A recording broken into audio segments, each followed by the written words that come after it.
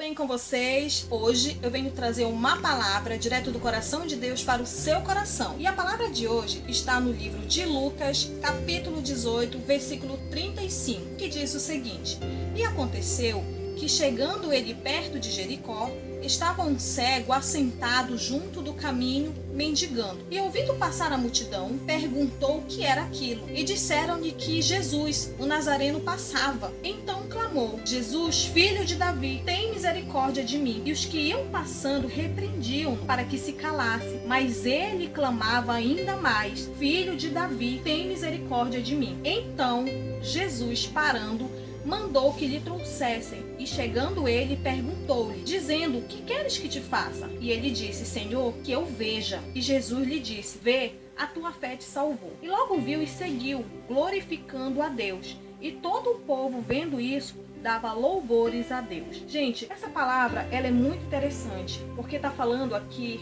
de uma pessoa que era cego.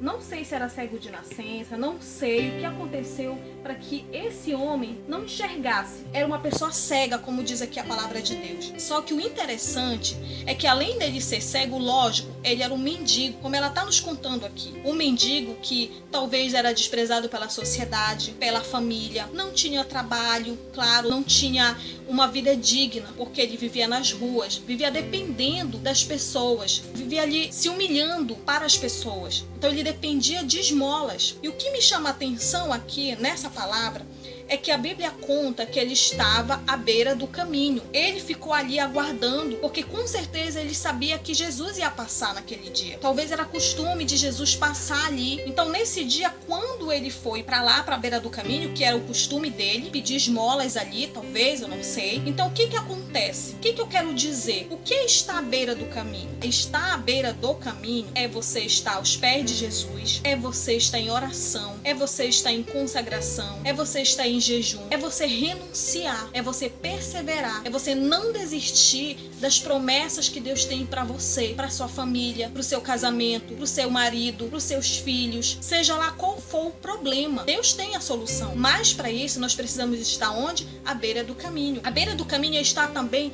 meditando na palavra de Deus, é obedecendo a palavra de Deus. Isso é estar à beira do caminho. Então aquele cego estava no lugar certo. E você? Você está no lugar certo? Talvez a sua vida não mudou, talvez você continue ali angustiado, talvez você continue ali passando por lutas, por dificuldades, porque você não está no lugar certo, você não está na presença de Deus, você não está aos pés do Senhor Jesus, como Maria, que escolheu a melhor parte. Ela escolheu estar aos pés de Jesus, ouvindo aquilo que ia edificar a vida dela, que ia fortalecer a caminhada dela com Deus. Então, se você quer uma vida arregalada aqui nessa terra, se você quer ver a sua família abençoada, seu casamento transformado, seus filhos na presença do Senhor, você tem que estar onde? Aos pés do Senhor Jesus. Você tem que estar à beira do caminho, porque Jesus diz: Eu sou o caminho, a verdade e a vida. Ninguém vem ao Pai a não ser por mim. Então, para você chegar a Deus, você precisa ir até Jesus. Você precisa estar aos pés de Jesus todos os dias, porque Ele vai te fortalecer. Ele vai te ajudar a vencer as dificuldades, as provações,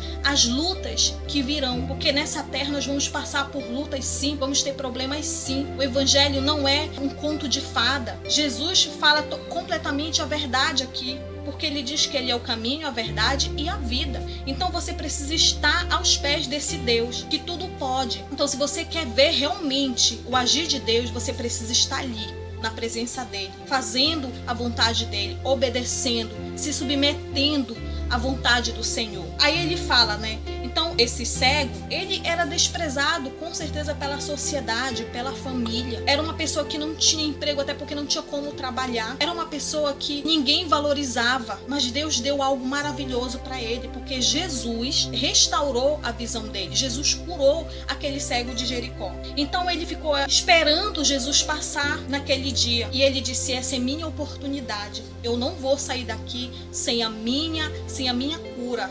Eu não vou sair daqui cego. Eu não vou mais ser conhecido como o cego de Jericó, mas eu vou ser conhecido como aquele que recebeu o milagre, como aquele que foi curado. Talvez hoje você é conhecido pelo nome do seu problema, de um vício, de que o casamento, que o marido é isso, que o filho é aquilo, mas Deus tem um milagre para você. Assim como ele fez na vida daquele cego, ele vai fazer na sua vida também. Talvez a sua vida espiritual também esteja ali, sabe, fraca.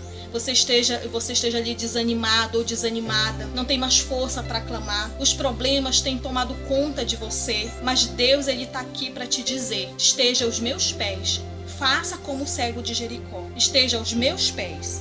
Então ele falou assim, então ele começou a clamar e a multidão quis calar a voz dele. Outro detalhe, não deixe que a multidão cale a sua voz. Você pode passar o que estiver passando, mas não permita que a multidão cale a sua voz.